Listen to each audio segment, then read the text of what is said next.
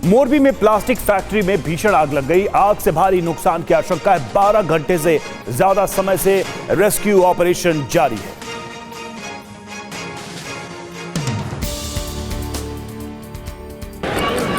गुजरात के मोरबी जिले की एक प्लास्टिक फैक्ट्री में करीब 12 घंटे से आग लगी है। आग की लपटों ने पास के कारखाने को भी चपेट में ले लिया। आग फैलने के कारण भारी नुकसान की आशंका जताई जा रही है। सूचना मिलने पर मौके पर पहुंची दमकल विभाग की टीम करीब 12 घंटे से आग पर काबू पाने में जुटी है। बताया जाता है कि ट्रांसफार्मर में चिंगारी लगने से ये आग लगी है। अभी रात को कम से कम 2-2:30 बजे हैं, यानी 12 घंटे बाद भी फायर फाइटिंग चालू है, क्योंकि वो फैक्ट्री है उसका पूरा सेट नीचे गिर गया है और जो प्लास्टिक का मटेरियल वो नीचे हुआ है। जयपुर में लोहा मंडी की प्लास्टिक फैक्ट्री में भीषण आग लगने से हड़कंप मच गया। आग में लाखों रुपए का सामान जलकर खाक हो गया। ये रिपोर्ट देखिए। राजधानी जयपुर के सीकर रोड पर लोहा मंडी की एक प्लास्टिक फैक्ट्री में आग लगने से हड़कंप मच गया।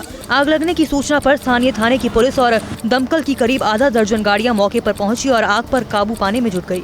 तस्वीरों में देख सकते हैं कि फैक्ट्री में लगी आग की लपटें काफी ऊंची उठ रही हैं। धुएं के गुबार से पूरा इलाका भर गया। घंटों की मशक्कत के बाद आग पर काबू पाया जा सका। तब तक आग से फैक्ट्री में रखे लाखों रुपए मूल्य के सामान खाक हो गए थे। आग लगने के कारणों का अभी तक पता नहीं चल पाया है। राहत की बात है कि किसी के हताहत होने की खबर नहीं है। और राजस्थान के जयपुर में एक युवक की पीट कर हत्या करने का मामला सामने आया है। पुलिस ने आरोपी युवक को हिरासत में ले लिया है। ये दिल दहला देने वाली तस्वीर जयपुर के करनी विहार थाना क्षेत्र की रजनी विहार कॉलोनी की है। पुलिस के मुताबिक सीएमओ में तैनात एक पुलिस इंस्पेक्टर के बेटे ने आगरा रोड निवासी एक युवक की बैट से पीट कर जान ले ली। तस्वीरों में देख सकते हैं कि इंस्पेक्टर के बेटे से युवक की कुछ कहासुनी होती है। फिर वह घर से बैट लेकर आता है और एक के बाद एक कई वार कर युवक को धराशायी कर देता है। इसके बाद आरोपी के परिजनों ने अपनी गाड़ी से घायल युवक को अस्पताल पहुंचाया, जहां इलाज के दौरान उसकी मौत हो गई। पुलिस ने आरोपी युवक को हिरासत में ले लिया है। राजस्थान में विदेश जाने के लिए एक छात्रा ने अपने ही अपहरण की झूठी कहानी गढ़ी। ये रिपोर्ट। कोटा पुलिस ने कोचिंग की एक छात्रा और उसके दोस्त को इंदौर से हिरासत में लिया है। छात्रा ने अपने ही अपहरण की झूठी कहानी गढ़कर पिता से 30 लाख रुपए की फिरौती मांगी थी। अपहरण की झूठी कहानी को सच दिखाने के लिए छात्रा ने हाथ पैर बांधकर दोस्तों से तस्वीरें खिंचवाई और पिता को भेजी, ताकि उसके पिता उसे पैसे दे सकें। जो ये बच्ची है, ये कुछ अच्छा पढ़ाई में कर नहीं पा रही थी और ये फॉरेन जाना चाह रही थी। इस वजह से इसने अपने माता पिता से फिरौती मांगने की खुद ही पूरी जो ये प्लानिंग की थी। फिलहाल छात्रा और उसका दोस्त पुलिस संरक्षण में है। और पीएम मोदी का आज बिहार दौरा। लोकसभा चुनाव को लेकर प्रचार करेंगे। प्रचार अभियान की शुरुआत करेंगे। बिहार के जमुई में पीएम की विशाल जनसभा। बालोपुर मैदान में जनसभा को करेंगे संबोधित।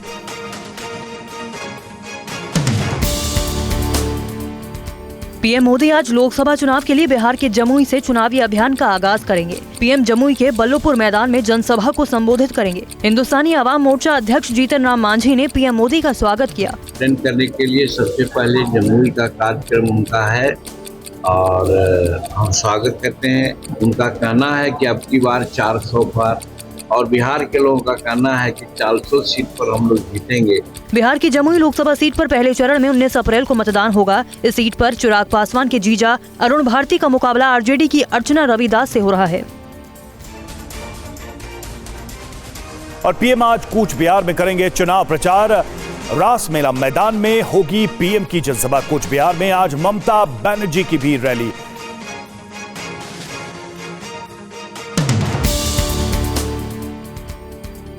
पीएम मोदी बिहार के जमुई के बाद पश्चिम बंगाल के कूच बिहार में चुनाव प्रचार करेंगे। पीएम कूच बिहार के रास मेला मैदान में जनसभा को संबोधित करेंगे। पीएम के अलावा पश्चिम बंगाल की सीएम और तृणमूल कांग्रेस अध्यक्ष ममता बनर्जी की भी आज कूच बिहार में रैली है। दोनों पार्टियों ने रैलियों की जोरदार तैयारी की है। ममता की जनसभा कूच बिहार के माथा भांगा के गुमानीरहाट हाई स्कूल मैदान में होगी। एक दिन में 2 सभाओं को देखते हुए प्रशासन अलर्ट है और जिले में सुरक्षा के कड़े इंतजाम किए गए हैं।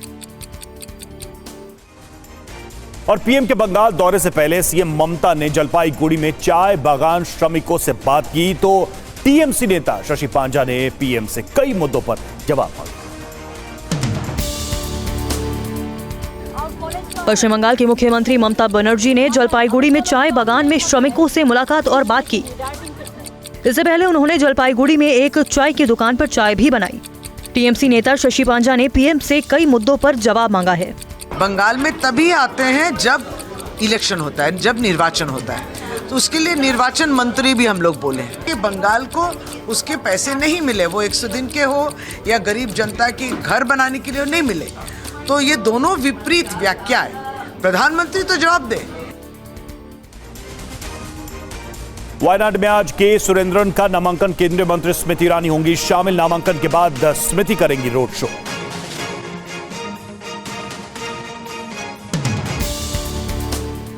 केरल के वायनाड से बीजेपी प्रत्याशी के सुरेंद्रन आज अपना नामांकन करेंगे। पार्टी की ओर से केंद्रीय मंत्री स्मृति ईरानी वायनाड में उनके नामांकन में शामिल होंगी। बुधवार को पन्ना में उन्होंने कांग्रेस पर आरोप लगाए। केरल में चुनाव के दूसरे चरण में 26 अप्रैल को मतदान होगा। आज ये लोग अपनी सत्ता के लिए देश को धमकी देते हैं कि अगर मोदी फिर से प्रधानमंत्री बन गया तो देश में आग लग जाएगी। मैं राहुल गांधी से कहना चाहती हूँ, कान खोल कर सुन लो। इस देश को पहले भी गोरों ने ललकारा था, इसी देश ने गोरों को धूल चटाई।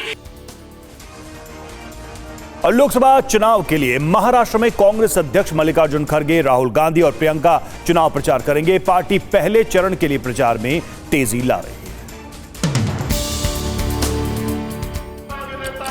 लोकसभा चुनाव के लिए हर पार्टी चुनाव प्रचार में जुटी है। इसी के तहत कांग्रेस अध्यक्ष मल्लिकार्जुन खड़गे, पार्टी नेता राहुल गांधी और प्रियंका गांधी वाड्रा महाराष्ट्र में लोकसभा चुनाव के पहले चरण के लिए चुनाव प्रचार करेंगे। कांग्रेस पार्टी के मुताबिक पार्टी अध्यक्ष मल्लिकार्जुन खड़गे 8 या 9 अप्रैल को रामटेक जाएंगे, जबकि राहुल गांधी 13 अप्रैल को भंडारा गोंदिया निर्वाचन क्षेत्र में प्रचार करेंगे। वहीं पार्टी महासचिव प्रियंका गांधी वाड्रा 15 अप्रैल को चंद्रपुर में पार्टी उम्मीदवारों के लिए वोट मांगेंगी। महाराष्ट्र में 19 अप्रैल को पहले चरण में मतदान होगा।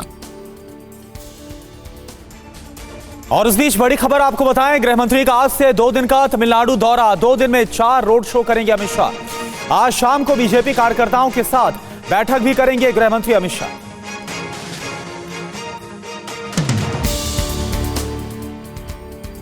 बीजेपी तमिलनाडु में लोकसभा चुनाव की तैयारियों में जोर शोर से जुटी है। पीएम मोदी के बाद केंद्रीय गृह मंत्री अमित शाह आज से 2 दिन के तमिलनाडु के दौरे पर जा रहे हैं। तमिलनाडु में चुनाव प्रचार अभियान के तहत थेनी शहर में एक रोड शो करेंगे। शाम को मदुरै में बीजेपी कार्यकर्ताओं के साथ उनका एक बैठक का कार्यक्रम है। अपने दौरे के दूसरे दिन शुक्रवार को शाह सुबह से दोपहर तक लगातार 3 रोड शो करेंगे। ये रोड शो तमिलनाडु के शिवगंगा, तेनकासी और कन्याकुमारी में निकाले जाएंगे। तमिलनाडु की सभी 39 सीटों पर आम चुनाव के पहले चरण में 19 अप्रैल को मतदान होना है। और बीजेपी मैनिफेस्टो कमेटी की दूसरी बैठक आज। मोदी की गारंटी थीम पर हो सकता है घोषणा पत्र। किसानों को लेकर बड़े वादे कर सकती है बीजेपी।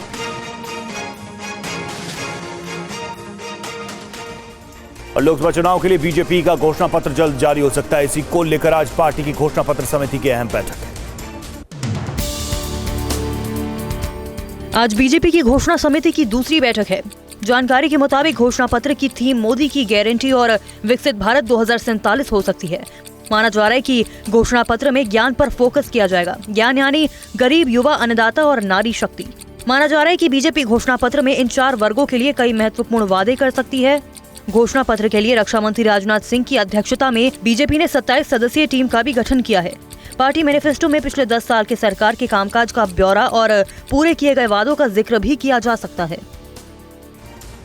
और देखिए, अरविंद केजरीवाल को लेकर बड़ी खबर। अरविंद केजरीवाल को सीएम पद से हटाने के लिए एक और याचिका लगाई गई है। दिल्ली हाईकोर्ट में दाखिल की गई है ये याचिका। हिंदू सेना की ओर से इस याचिका को दाखिल किया गया है दिल्ली हाईकोर्ट में। याचिका पर सुनवाई है आज। अरविंद केजरीवाल को मुख्यमंत्री पद से हटाने वाली याचिका पर दिल्ली हाईकोर्ट आज सुनवाई करेगा। ये याचिका हिंदू सेना के राष्ट्रीय अध्यक्ष विष्णु गुप्ता की ओर से दाखिल की गई है। विष्णु गुप्ता की ओर से वकील वरुण कुमार सिन्हा उनका पक्ष रखेंगे।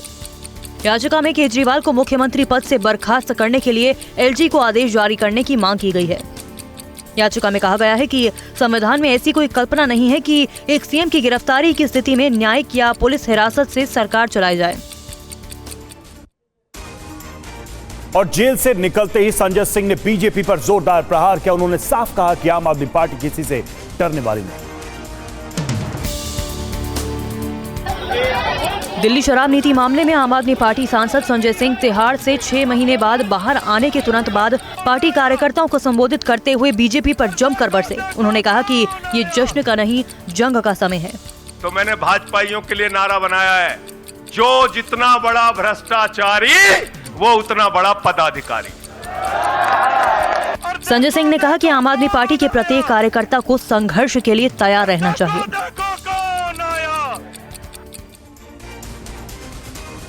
तो आम आदमी पार्टी के नेता संजय सिंह ने कार्यकर्ताओं को संबोधित करते हुए कहा कि आम आदमी पार्टी और उसके कार्यकर्ता डरने वाले नहीं। मैं बताना चाहता हूं, ये आम आदमी पार्टी है, हम आंदोलन की कोख से पैदा हुए हैं। तुम्हारे किसी बदर घुड़की से डरने वाले नहीं हैं, तुम्हारे किसी बदर घुड़की को डरने वाले नहीं हैं। तुम हमारी पार्टी को बर्बाद करना चाहते हो। अरविंद केजरीवाल को तुमने जेल में भेज दिया, मनीष सिसोदिया को तुमने जेल में भेज दिया, सत्येंद्र जैन को तुमने जेल में भेज दिया। उनका गुनाह क्या है? और जेल से छूटकर आम आदमी पार्टी नेता संजय सिंह ने अपने घर जाने से पहले अरविंद केजरीवाल की पत्नी सुनीता केजरीवाल और मनीष सिसोदिया की पत्नी सीमा सिसोदिया से मुलाकात की। आम आदमी पार्टी के सांसद संजय सिंह जब अपने घर पहुंचे तो उनका घर में भी जोरदार स्वागत किया गया। उनके घर पर परिजनों के साथ उनके करीबी और पुराने साथी मौजूद नजर आए। जेल से रिहा होने के बाद वो सीधे दिल्ली के मुख्यमंत्री अरविंद केजरीवाल के घर पहुंचे, जहां उन्होंने उनकी पत्नी सुनीता केजरीवाल से मुलाकात की। इस दौरान उन्होंने कहा कि वो पार्टी को परिवार मानते हैं, इसलिए घर जाने से पहले वो सीएम केजरीवाल के परिजनों से मिले। इसके बाद सांसद संजय सिंह ने आम आदमी पार्टी नेता और दिल्ली के पूर्व उप मुख्यमंत्री मनीष सिसोदिया की पत्नी सीमा सिसोदिया से भी मुलाकात की। सुप्रीम कोर्ट ने कुछ शर्तों के साथ संजय सिंह को जमानत दी है। आप देखिए खबर। ये आम आदमी पार्टी के सांसद संजय सिंह को मिली बेल वाली ऑर्डर की कॉपी है, जिसमें संजय सिंह को जेल से बाहर आने के बाद क्या करना है और क्या नहीं करना, इसको लेकर कई शर्तें लगाई गई हैं। संजय सिंह को जांच अधिकारी को मोबाइल नंबर देना होगा, जांच में एजेंसियों को सहयोग करना होगा, केस में अपनी भूमिका पर टिप्पणी नहीं करेंगे, एनसीआर छोड़ने पर जांच अधिकारी को बताना होगा, मोबाइल में लोकेशन शेयरिंग ऑन रखनी होगी, अपनी लोकेशन जांच अधिकारी को बतानी होगी। संजय सिंह को पासपोर्ट सरेंडर करने को कहा गया है। संजय सिंह के तिहाड़ जेल से बाहर आने पर बीजेपी सांसद मनोज तिवारी ने कहा कि ये कोर्ट का काम है कि किसे बेल देना है और किसे नहीं।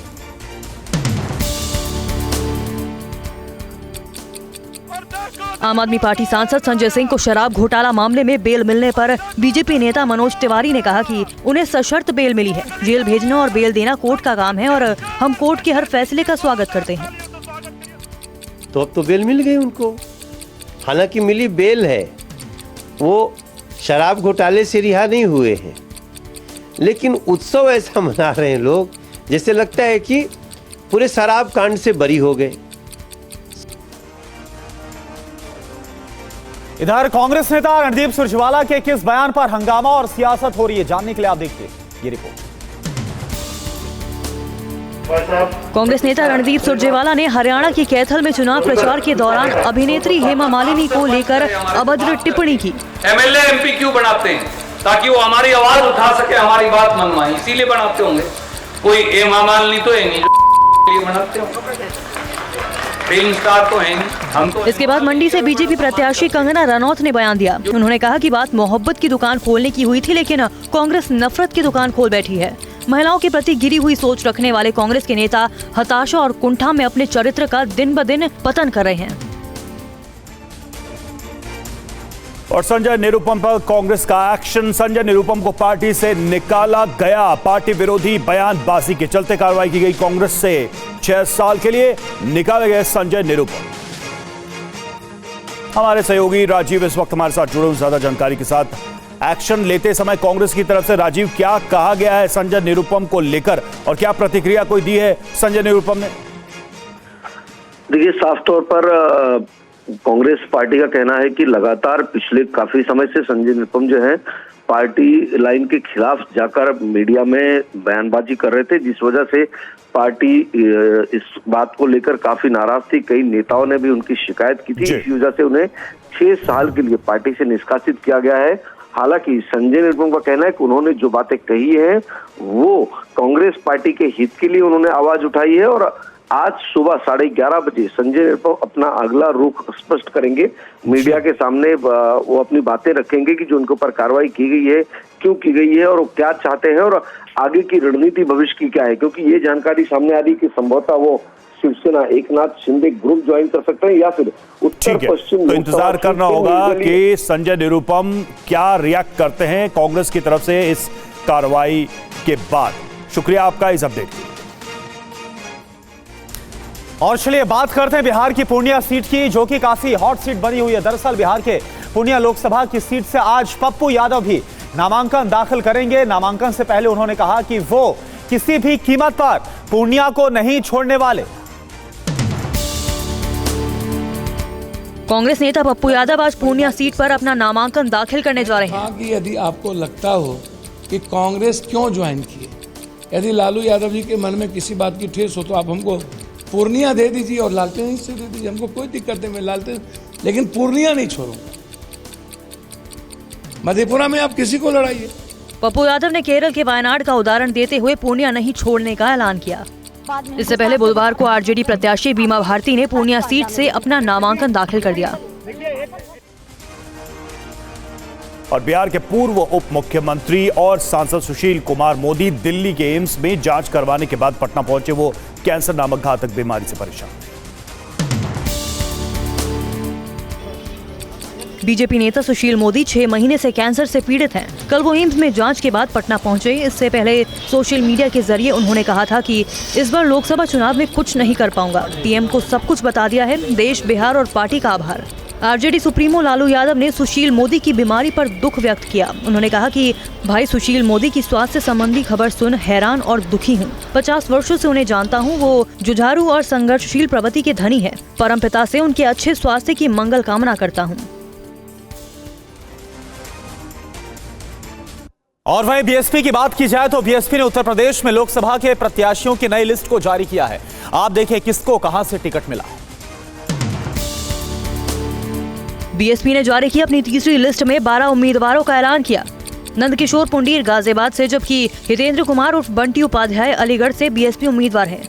मथुरा में कमलकांत उपमन्यु की जगह सुरेश सिंह को टिकट दिया। लखनऊ में बीएसपी ने रक्षा मंत्री राजनाथ सिंह के खिलाफ सरवर मलिक को चुनावी मैदान में उतारा है। गुलशन देव शाक्य मैनपुरी से, अंशय कालरा खीरी से, अशोक कुमार पांडे उन्नाव से और राजेश कुमार उर्फ मनोज प्रधान मोहनलालगंज से, इमरान बिन जफर कन्नौज से, शुभ नारायण कौशाम्बी से, डॉक्टर इंदु चौधरी लालगंज से और मनीष त्रिपाठी मिर्जापुर से बीएसपी उम्मीदवार बनाए गए हैं।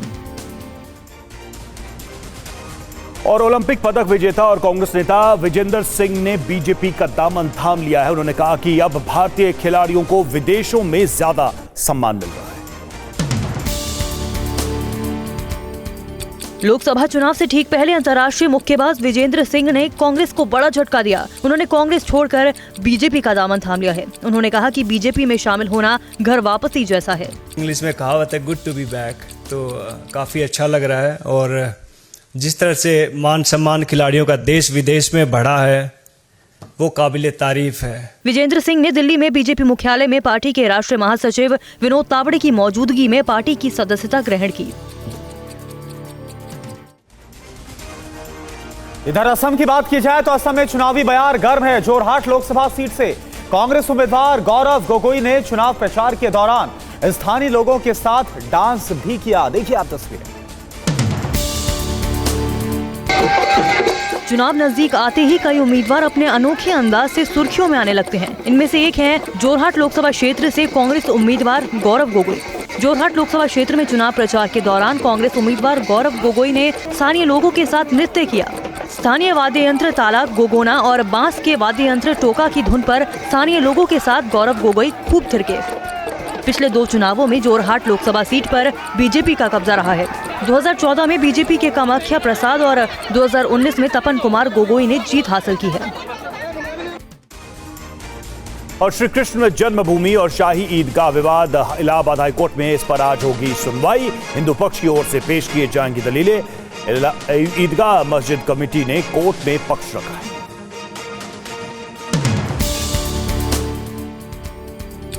श्री कृष्ण जन्मभूमि और शाही ईदगाह विवाद मामले में कुल 18 अलग अलग याचिकाओं पर न्यायमूर्ति जैन की एकल पीठ के समक्ष एक साथ सुनवाई चल रही है।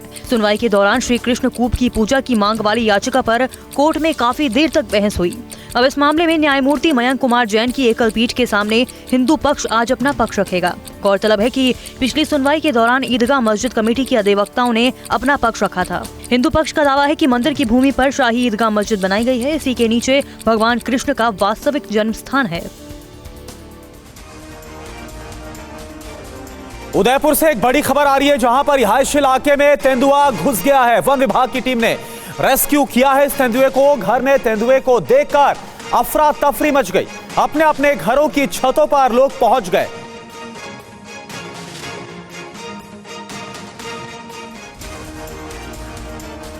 इलेक्शन कमीशन के नियमों पर बच्चे भारी पड़े। बच्चों के लिए प्रशासन ने अपना फैसला तक बदल दिया। क्या है ये पूरा मामला, इस रिपोर्ट में आप देखिए।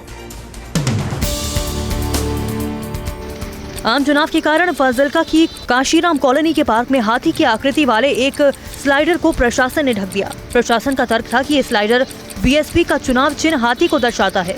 ऐसा हर बार चुनाव के समय प्रशासन की ओर से किया जाता है। आम चुनाव के कारण प्रशासन ने हाथी की आकृति वाले स्लाइडर को त्रिपाल से ढक दिया गया था, लेकिन इस बार यहाँ पार्क में कुछ अलग देखने को मिला। हाथी को ढकने के बाद बच्चों ने पार्क आना छोड़ दिया। ये खबर मीडिया में आने के बाद प्रशासन ने हाथी की आकृति वाले स्लाइडर से त्रिपाल उतार दिया है। और कश्मीर के कई इलाकों में मौसम का मिजाज बदलने से लोगों में खुशी है। कई इलाकों में ताजा बर्फबारी होने से गर्मी से भी राहत मिली है। कश्मीर में एक बार फिर बर्फबारी हुई है। पर्यटन स्थल सोनमर्ग के साथ साथ गांदरबल, गुरेज और बांदीपोरा समेत घाटी के ऊंचाई वाले इलाकों में बर्फबारी हुई। कश्मीर घाटी में चारों ओर बर्फ ही बर्फ होने से पूरा इलाका सफेद चादर में लिपटा नजर आने लगा है।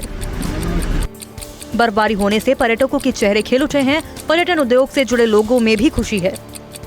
अप्रैल के महीने में पहाड़ों पर बर्फबारी होने से ठंड बनी हुई है। मौसम विभाग ने भी पहाड़ी इलाकों में कहीं कहीं हल्की बारिश की संभावना जताई है।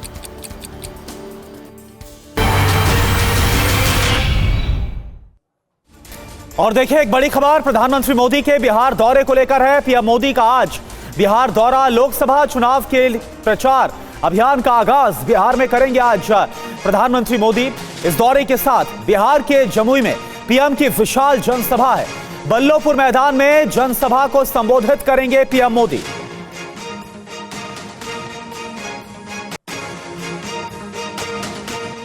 और एक बड़ी खबर बंगाल से। बंगाल में आज 2 बड़ी रैलियां होने वाली हैं। जी हां, पीएम आज कूच बिहार में करेंगे चुनाव प्रचार और रास मेला मैदान में होगी पीएम की जनसभा। कूच बिहार में आज ममता बनर्जी की भी रैली। गुमानेर हाट हाई स्कूल मैदान में जनसभा।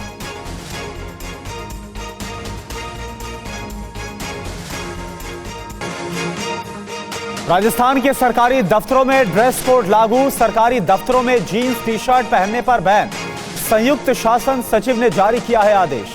आदेश में लिखा है गरिमापूर्ण पोशाक में आए।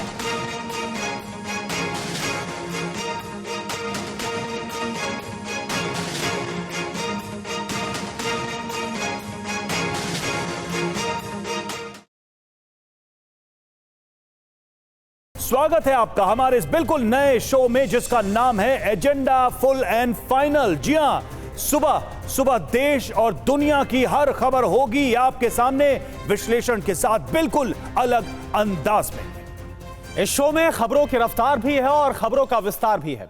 खबर चाहे देश की हो या फिर दुनिया की, अगले 15 मिनट तक हम आपको हर वो बड़ी खबर दिखाएंगे जो पूरे दिन का एजेंडा सेट करेगी। और देखिए बड़ी खबर क्या है, बंगाल की सियासत से जुड़ी ये बहुत बड़ी खबर है। बंगाल की सियासत में आज बड़ा दिन है। एक ही दिन में पीएम मोदी और ममता बनर्जी की रैली। आज पश्चिम बंगाल के कूच बिहार में पीएम मोदी की रैली है। बंगाल की सीएम ममता की माथा भांगा में जनसभा। पीएम और ममता की रैली स्थल में महज 25 किलोमीटर की दूरी है।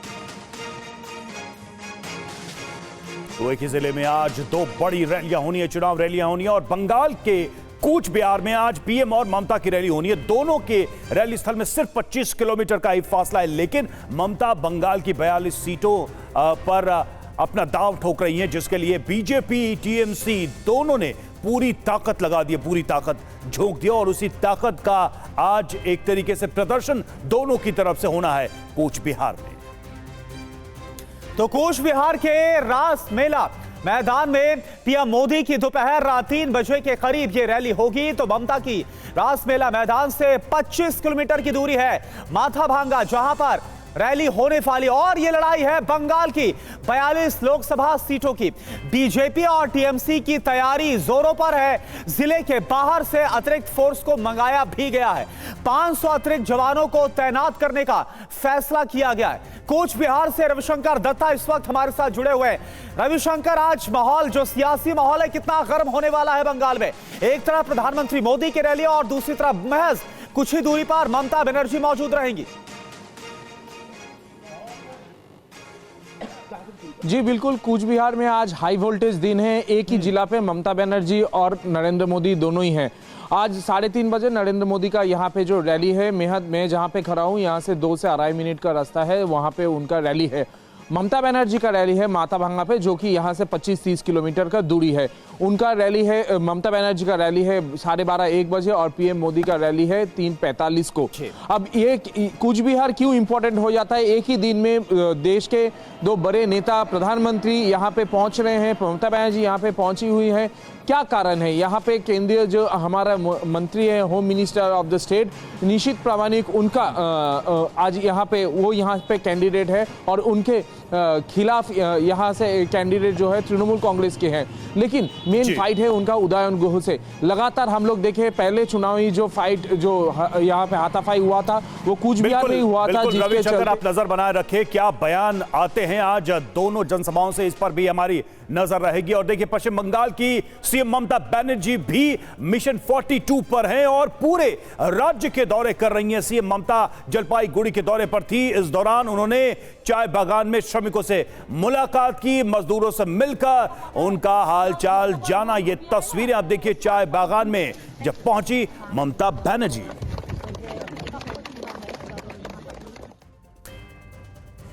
तो जैसा हमने आपको बताया कि आज प्रधानमंत्री का भी पश्चिम बंगाल का दौरा है। पीएम के बंगाल आने से पहले दीदी का नया अंदाज भी नजर आया। वो अंदाज आप देखिए। ममता बनर्जी की 2 तस्वीरें आपके सामने हैं। पहली तस्वीर में चाय बागान में ममता चाय बागान के श्रमिकों से मुलाकात कर रही है और दूसरी तस्वीर में ममता बनर्जी ने एक दुकान में चाय भी बनाई है। यह बेहद ही खास अंदाज जो ममता बनर्जी का नजर आया। और वायनाड में आज स्मृति ईरानी का रोड शो है। बीजेपी प्रत्याशी के पक्ष में करेंगी रोड शो। जी हां, आज वायनाड पर भी नजरें रहेंगी। राहुल गांधी ने कल यहां से अपना नामांकन भरा था और देखिए स्मृति ईरानी का आज यहां पर रोड शो है। बीजेपी प्रत्याशी के पक्ष में ये रोड शो। तो वायनाड में आज स्मृति ईरानी का रोड शो। और आपको बता दें कि कल जब राहुल गांधी ने नॉमिनेशन दाखिल किया था तो कल की तस्वीरें भी आपके सामने, जहां पर राहुल गांधी ने मेगा मैसिव रोड शो किया था।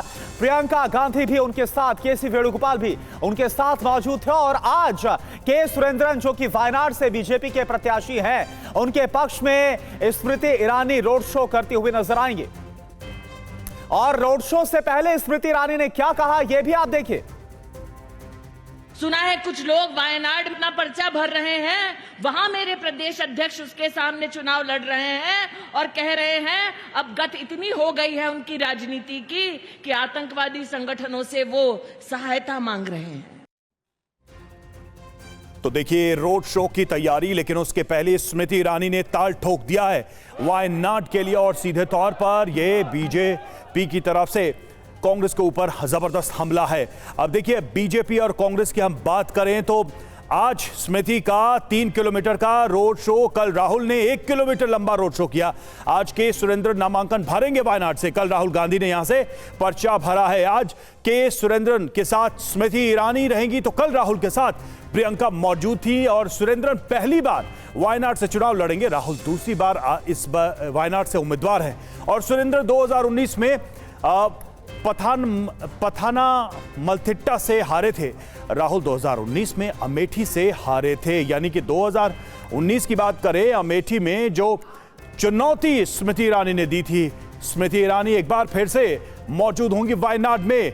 सुरभि हमारे साथ जुड़ी हुई है। सुरभि, अमेठी में स्मृति ईरानी ने राहुल गांधी को हराया, लेकिन इस बार वहां सुरेंद्रन की जीत के दावे भरेंगी स्मृति ईरानी। नजर रहेगी स्मृति ईरानी की आज की सभा पर, आज की रैली पर, आज के बयानों पर। बिल्कुल सही कहा आपने रवि। हालांकि एक छोटा सा अपडेट दे दूं कि पहले एक्सपेक्टेड था कि नॉमिनेशन के बाद स्मृति ईरानी प्रेस कॉन्फ्रेंस भी करेंगी। फिलहाल बताया जा रहा है कि वो मीडिया से मुखातिब नहीं होंगी, लेकिन जो बात आपने कही, क्योंकि एक लंबा रोड शो निकलने वाला है और उस रोड शो के तहत जाहिर सी बात है वो एक ओपन ट्रक में अगर होंगी तो हम एक्सपेक्ट कर सकते हैं कि कल जिस तरीके से राहुल गांधी ने भी यहाँ पर लोगों को संबोधित किया था, स्मृति ईरानी भी यहाँ लोगों से संवाद करे। फिलहाल आपको बता दूं कलेक्ट्रेट ऑफिस के बाहर ही यहाँ पर मैं मौजूद हूँ, जहाँ यहाँ पर अभी तक स्वागत है वायनाड में स्मृति ईरानी, उनके पोस्टर्स लगे हुए थे, लेकिन अभी जिस तरीके से टीम ने आके पूरे इलाके का मुआयना किया है, इन तमाम पोस्टर्स को हटा दिया गया है। के सुरेंद्रन के साथ साथ स्मृति ईरानी और प्रधानमंत्री नरेंद्र मोदी की तस्वीर इन पोस्टर्स में थी, जिसमें लिखा गया था स्वागत करते हैं स्मृति ईरानी का वायनाड। और इसी तरीके से मैं अगर आगे बढ़ूं तो ये पूरा रूट रहेगा। फिलहाल मैं उस एंड पॉइंट पर हूं जहां आपको बता दूं कि इसी रोड शो से आगे बढ़ते हुए स्मृति ईरानी के सुरेंद्रन के साथ यहां पर पहुंचेंगी। और फिलहाल जगह जगह सुरभि, आप वो तस्वीरें हमें दिखा रही हैं वायनाड से, जहां पर आज 3 किलोमीटर लंबा जो रोड शो है वो स्मृति ईरानी करने वाली हैं। अभी के लिए आपका बहुत बहुत शुक्रिया, आगे भी आप रुक करेंगे। इस बीच बड़ी खबर अरविंद केजरीवाल को लेकर है। अरविंद केजरीवाल को सीएम पद से हटाने वाली याचिका पर आज सुनवाई है। आज दिल्ली हाई कोर्ट में सुनवाई होगी। हिंदू सेना अध्यक्ष विष्णु गुप्ता ने दायर की है यह याचिका। और दिल्ली जल बोर्ड कथित घोटाले में आज सुनवाई है। दिल्ली के राउज एवेन्यू कोर्ट में होगी सुनवाई। कोर्ट ने ईडी की दायर चार्जशीट पर संज्ञान लिया है। आरोपी देवेंद्र मित्तल, तेजिंदर पाल को कोर्ट का समन, और साथ ही जगदीश अरोड़ा, अनिल अग्रवाल को भी पेशी के लिए समन जारी किया गया है। तो दिल्ली जल बोर्ड में जो घोटाला है वो क्या है, क्या आरोप निकलकर सामने आ रहे हैं, बिग फॉल का सीधे हम रुख करते हैं। ईडी का दावा क्या निकलकर आ रहा है इस घोटाले को लेकर? ठेकेदारों से रिश्वत वसूली के लिए बढ़ी हुई जो दर है वो रखी गई है। ठेका 38 करोड़ का था, लेकिन खर्च महज 17 करोड़ किए गए। बिल्कुल फर्जी खर्च, रिश्वत और चुनावी फंड के लिए किए गए थे। यानी कि जो अलॉटेड अमाउंट था और जो खर्च था उसमें एक बड़ा अंतर। और ये सारा कुछ जो स्कैम हुआ वो उससे जो फंड बनाया जाना था, वो चुनाव लड़ने के लिए बनाया जाना था, ये भी आरोप है। बोर्ड, एनबीसीसी अधिकारी और एनकेजी इंफ्रास्ट्रक्चर की इसमें साठगांठ रही है, ये भी ईडी का दावा है इस स्कैम को लेकर। और देखिए, आरोपी जगदीश अरोड़ा को नकद और बैंक खाते में रिश्वत दी गई, ये आरोप, ये दावा ईडी की तरफ से, एनफोर्समेंट डायरेक्टरेट की तरफ से है। रिश्वत के 2 करोड़ आपको चुनावी फंड के तौर पर ट्रांसफर किए गए, यह भी दावा किया जा रहा है। जगदीश अरोड़ा, अनिल अग्रवाल, तेजिंदर सिंह समेत कई इस पूरे मामले में आरोपी बनाए गए हैं। बिल्कुल, और इन सभी को पेशी के लिए आज समन भी कोर्ट की तरफ से, आज पेशी के लिए कोर्ट की तरफ से समन दिया गया है। जितेंद्र हमारे साथ इस वक्त जुड़े, सीधे रुख करेंगे जितेंद्र, क्या खास रहने वाला आज की जो पेशी होनी है उसमें? बिल्कुल, देखिए मामला जो है दिल्ली जल बोर्ड से जुड़ा हुआ है, जिसमें कि इलेक्ट्रोमैग्नेट फ्लो मीटर लगने के साथ ही जो है बिल की वसूली का मामला था। भले ही जो कंपनी है उसमें जो आरोपी बनाए गए हैं वो एनकेजी कंपनी, एनबीसीसी की और जल बोर्ड के अधिकारी हैं, लेकिन अप्रत्यक्ष रूप से जो मामला है ये भी आम आदमी पार्टी से जुड़ा हुआ है, क्योंकि इसको लेकर के हाल ही में जो फरवरी में रेड डली थी, इसमें आम आदमी पार्टी के जो नेता हैं उनके यहाँ भी रेड डली थी और ये कहा गया कि जो रिश्वत का पैसा था उसका इस्तेमाल पार्टी फंड के लिए किया गया। उस मामले में जो ईडी ने चार्जशीट दाखिल की थी, 2017 का मामला है ये, उस मामले में कोर्ट ने कल संज्ञान लिया था और आज तमाम जो आरोपी हैं उनको पेश होने के लिए कहा था।